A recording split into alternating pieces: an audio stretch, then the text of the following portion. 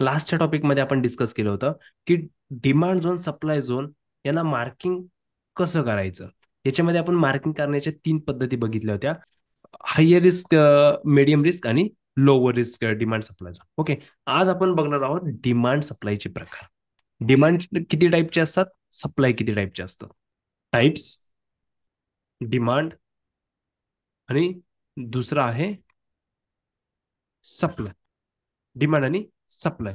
आता आपण जर डिमांड मध्ये पर्टिक्युलरली पाहतोय, तर पर्टिक्युलरली डिमांड मध्ये 2 टाईपचे डिमांड पाहायला मिळतात आपल्याला. त्यातला पहिला आहे ड्रॉप बेस रॅली, ज्याला आपण DBR असं म्हणतो.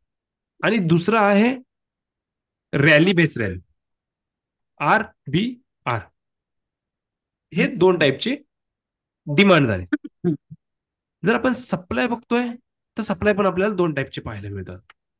पहिला सप्लाय येतो रॅली बेस ड्रॉप, ज्याला आपण RBD म्हणतो. आणि दुसरा आहे ड्रॉप बेस ड्रॉप, ज्याला आपण DBD म्हणतो. आता ड्रॉप बेस रॅलीमध्ये आपण जर पाहिलं, डिमांड झोन बघितला, तर याच्यामध्ये आपल्याला कशा प्रकारचं स्ट्रक्चर मिळेल. पहिली असते एक रेड कॅन्डल, त्यानंतर येते आपली बेस कॅन्डल, जिला आपल्याला मार्क करायचं. कलर नो मॅटर, कलरशी काही घेणं देणं नाहीये. ओके. आणि नंतरची जी कॅन्डल येते that is a rally candle. Rally म्हणजे ती असणार तुमची ग्रीन कॅन्डल. ही आहे तुमची रेड कॅन्डल, ही आहे तुमची बेस कॅन्डल आणि ही आहे तुमची ग्रीन कॅन्डल.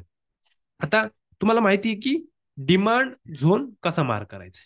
बॉडीचा अप्पर पार्ट ते बॉडीचा लोअर पार्ट, हा झाला तुमचा डिमांड मार्क करायची पद्धत. आता याच्यामध्ये तुम्ही तुमच्या हिशोबाने तुमची प्रॉक्सिमल लाईन व्हॅरी करू शकता. ही तुमची झाली प्रॉक्सिमल लाईन. याच्यामध्ये हाय रिस्क मार्क करताना तुम्ही कॅन्डलचा हाय मार्क करसाल, मीडियम रिस्क मार्क करताना तुम्ही प्रॉक्सिमल लाईन तुमच्या बॉडीच्या अप्पर पार्टला, आणि लोअर रिस्क जसं आपण लास्ट व्हिडिओमध्ये पाहिलं होतं. हा झाला तुमचा ड्रॉप बेस रॅली. आता सेकंड काय येतो, सेकंड येतो rally base rally. Rally base मध्ये काय असतं, रॅली बेस मध्ये तुम्हाला काय आहे, एक तुमची आहे ग्रीन कॅन्डल, त्यानंतर बनते तुमची एक बेस कॅन्डल, त्यानंतर बनते तुमची आणखीन एक ग्रीन कॅन्डल. म्हणजे ग्रीन कॅन्डल नंतर एक बेस कॅन्डल नंतर एक ग्रीन कॅन्डल. याच्यामध्ये जेव्हा तुम्ही बाय मार्क करता ना, सेम डिमांड झोन जी मार्क करायची पद्धत आहे ना, त्या पद्धतीने तुम्हाला या ठिकाणी डिमांड झोन मार्क करून घ्यायचा. सर ते रॅली बेस रॅली मध्ये जो बेस बनलाय त्याचा कलर मॅटर करते का? नाही मॅटर, बेस कॅन्डलला कोणताही कलर मॅटर करत नाही. सप्लायचे प्रकार बघूया आपण. सप्लाय मध्ये पहिला जो आहे that is rally based drop. पहिली गोष्ट म्हणजे तुम्ही बघसाल ना, याच्या नावांमध्येच सगळ्या गोष्टी. रॅली म्हणजे ग्रीन कॅन्डल, ड्रॉप म्हणजे रेड कॅन्डल. तर त्याच्या नावांमध्ये सगळ्या गोष्टी. रॅली म्हणजे तुमची आलेली आहे ग्रीन कॅन्डल, त्यानंतर तुमची काय बनेल, बेस कॅन्डल बनेल, आणि त्यानंतर तुमची बनेल एक ड्रॉप कॅन्डल. ड्रॉप म्हणजे कोणती असेल तुमची, तिचा कलर असेल रेड कॅन्डल. आणि हिला मार्किंग कशी करतो आपण, मार्किंग करताना बॉडीचा हाय आपल्याला कव्हर करायचा याच्यामध्ये. हा झाला तुमचा पहिला supply zone, that is rally base drop. पुढचा जो आहे drop base drop. Drop base drop मध्ये काय असणार आहे, पहिली तुमची असणार रेड कॅन्डल, नंतर तुमची बनेल एक अगेन एक बेस कॅन्डल, त्यानंतर बनेल तुमची परत एकदा एक रेड कॅन्डल.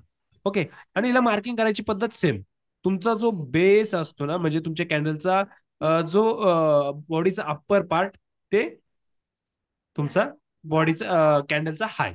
ठीक आहे. आता याच्यामध्ये तुमची ही डिस्टल लाईन्स कुठे झाल्या, अप्पर साईडला झाल्या, आणि ह्या डिमांड झोन मध्ये लोअर साईडला. आपण मागच्या सेशन्स मध्ये बघितलं होतं डिस्टल लाईन कोणत्या आहेत आणि प्रॉक्सिमल लाईन कोणत्या आहेत. तर सप्लाय झोन मध्ये ह्या ज्या प्रॉक्सिमल लाईन आहेत, या प्रॉक्सिमल लाईन मध्ये व्हेरिएशन होणार आहे, जसं तुम्ही मार्क करणार आहे.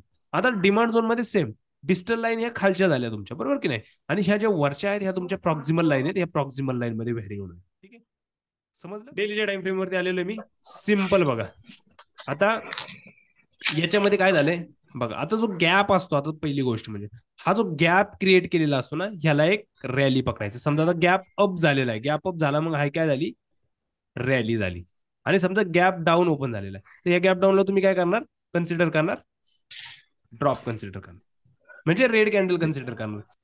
या सप्लाय झोनला ज्यावेळी आपण मार करतो, या सप्लाय झोनला ज्यावेळी मार करतो, त्यावेळी या ठिकाणी तुमची ग्रीन कॅन्डल आहे असं तुम्ही समजताय, तर हा काय झाला, हा तुमचा रॅली झाला. काय झाला, रॅली. आता ही दोन बेस कॅन्डल आहे, मग ही तुमची बेस कॅन्डल झाली, ह्या दोन्ही बेस कॅन्डल झाल्या, बरोबर की नाही, आणि इथून एक ड्रॉप आलेला आहे, बरोबर आहे. आता ह्याचं मार्किंग, दोन कॅन्डलचं कंबाईन मार्किंग आल्यावरती काय करायचं याचं आपण ऑलरेडी डिस्कशन केलेलं आहे. बट हा कोणत्या टाईपचा तुमचा सप्लाय झोन झाला, हा सप्लाय झोन झाला रॅली बेस ड्रॉप. याची एक डिस्टल लाईन मार्क करून घेतली, बरोबर, म्हणजे सगळ्यात आउटर एक डिस्टल लाईन मार्क करून घेतली, ही झाली तुमची डिस्टल लाईन. आणि नंतर तुम्ही प्रॉक्झिमल लाईन मार्क केली. आता प्रॉक्झिमल लाईन तुमची व्हॅरी होईल, तुम्ही एकतर लोअर रिस्क घ्या किंवा मिडियम रिस्क घ्या, बरोबर की नाही. समजा मिडियम रिस्क घेतली किंवा लोअर रिस्क घेतली, ही प्रॉक्झिमल लाईन तुमची व्हॅरी होणार. हे फिक्स्ड आहे, प्रॉक्झिमल लाईन फिक्स्ड होणार. आता इथे झालं काय बघा, प्राइस एक्झॅक्टली या ठिकाणाहून ड्रॉप करून गेली आणि आपल्याला सेम लेवलला काय झालेलं आहे, प्राइसने फॉल दिलेला आहे, बरोबर आहे. सेम लेवलला फॉल दिला, का दिला, कारण या ठिकाणी एक सप्लाय झोन क्रिएट झाला होता, रॅली बेस ड्रॉपचा एक सप्लाय झोन क्रिएट झालेला. आता समजतंय, ह्याच्यामध्ये बघा, हे काय, एक रॅली आहे, इथे काय बनलाय, एक बेस बनलेला, बरोबर आहे. अगेन इथून रॅली क्रिएट केलेली प्राइसने.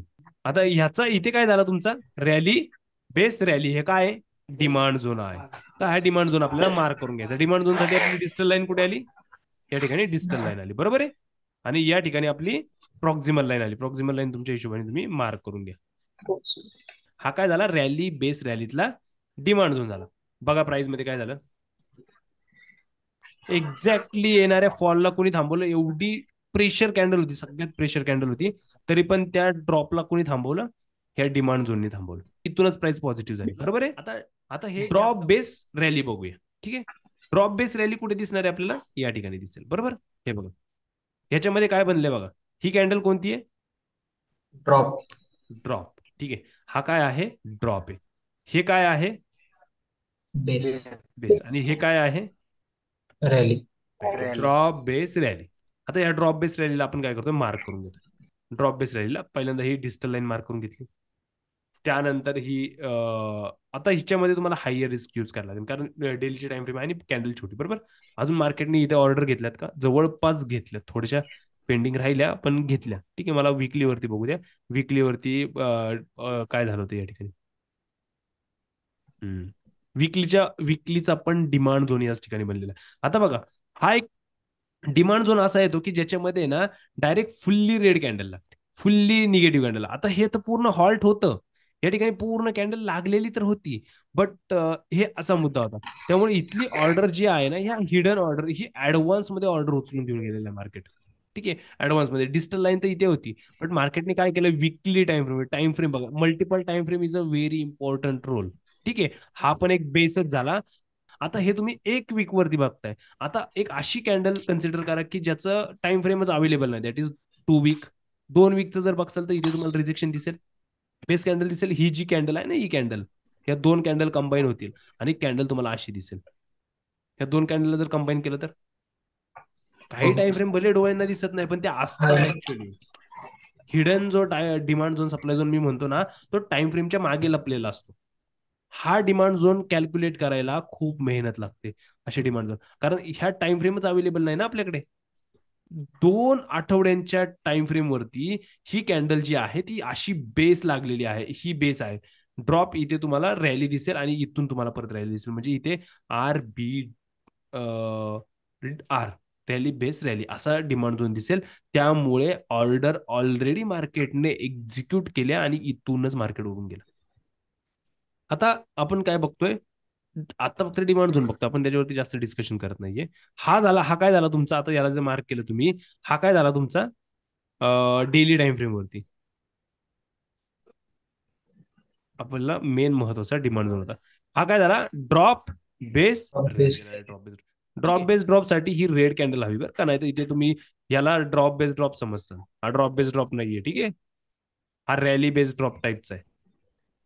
नाही तसंही ड्रॉप बेस ड्रॉप होऊ शकतो, कारण इथे रेड कॅन्डल गॅप डाऊन झालाय ना या ठिकाणी, बरोबर की नाही. इथे सर असं होईल समजा, ना. हा होईल होईल.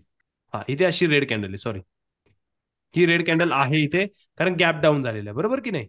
गॅप डाऊन झालेला म्हणून हा तुमचा ड्रॉप बेस ड्रॉप आहे, हा पण लपवला गेलाय. हा काय झाला तुमचा? हा झाला तुमचा ड्रॉप बेस ड्रॉप. आता ह्याला मी फुल्ली कॅन्डल घेतली कारण छोटी कॅन्डल आहे म्हणून हायर रिस्क यूज केली.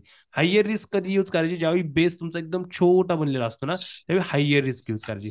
जर मोठी कॅन्डल बनलेली असेल अशी, तर तुम्ही मीडियम कॅन्डल बनलेली असेल तर मीडियम हे म्हणजे याच्यामध्ये पण तुम्हाला फ्लेक्झिबल व्हावं लागणार आहे की कधी तुम्हाला लोअर रिस्क वापरायची, कधी तुम्हाला मीडियम रिस्क वापरायची, कधी तुम्हाला लोअर रिस्क वापरायची. ही हाय रिस्क झाली, ही मीडियम रिस्क झाली आणि ही लोअर रिस्क. आता समजा बेसच तुमचा मोठा बनलाय जसं की आजच्या ठिकाणी बनतोय.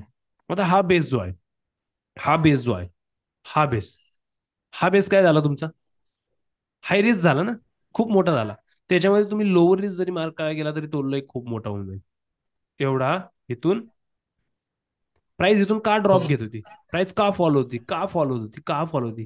का फॉल करत होती प्राइस? त्याचं रिझन काय होतं? बिकॉज ऑफ दिस हे सप्लाय झोन. आणि हा तुमचा डायनेमिक पण आहे.